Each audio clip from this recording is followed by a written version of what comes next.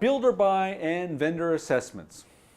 One of the major questions we're confronted with as business analysts when looking at what solutions are the most appropriate is tied to the question, do we build it ourselves or do we buy this from a supplier? This is commonly titled build or buy scenario. Here are some of the questions we inevitably pose when going through the scenario. First one would be core competency. If we decide to create the solution ourselves, is the actual creation tied to something that we actually do as an organization, or are we more of a user and need the solution to do our job? This is one of the basic questions businesses need to ask, and is one that either is overlooked or not properly executed.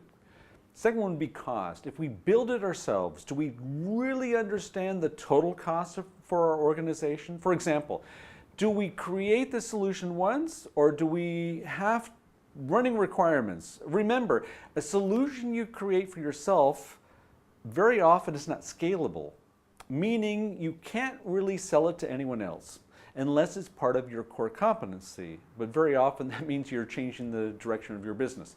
Needs. Can a supplier cover the need that we have addressed in our requirements? For academic purposes, let's concentrate on the third question. In order to answer the question of outside suppliers covering your need, we first need to perform a vendor assessment, which is basically a way to measure the ability of a potential vendor to solve our problem or cover our need. Within this build or buy scenario, let's say we don't really know if a supplier can meet all our requirements. What we do then is research to see, well, what suppliers could possibly come into question. We would perform some sort of research to come up with a list of all possible suppliers. Once we have created this list, then we would start modeling the supplier data into categories to match our requirements. Remember, we have performed the elicitation, created our requirements, we set up the data in the respective categories and have defined the requirement priority, and have even went ahead and put a weight to all those respective requirements. All of those activities will now help us because we will take all of that work and apply it as a means by which we start evaluating the vendors we've collected. Now it's very possible from that long list that we can eliminate some of those vendors straight away. Once you start modeling the data, inevitably you'll see patterns in the data, and that will allow you to recognize quickly what is relevant and what isn't. Okay, so you have matched your requirements to the vendor list and you've realized that you're still missing all kinds of information. Well, first of all, of course you need to list off what information is missing and from what vendor. Then what you would do is very often create what's called an RFI, which stands for Request for Information.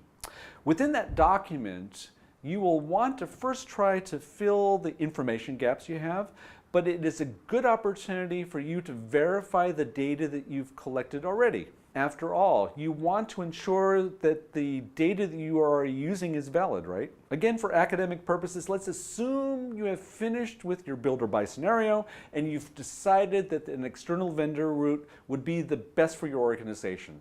Well, you've gone ahead and collected all that data on the respective vendors via the RFI, and of course that information will be the basis for you to continue with the process and figuring out, well, which suppliers really come into consideration. Okay, you've taken that long list of suppliers and you've pruned it down to a smaller list of vendors. At this time, either you will start with an RFQ, request for quote, or an RFP, request for proposal process. What's the difference between the two? An RFQ only requires the supplier to give you a price.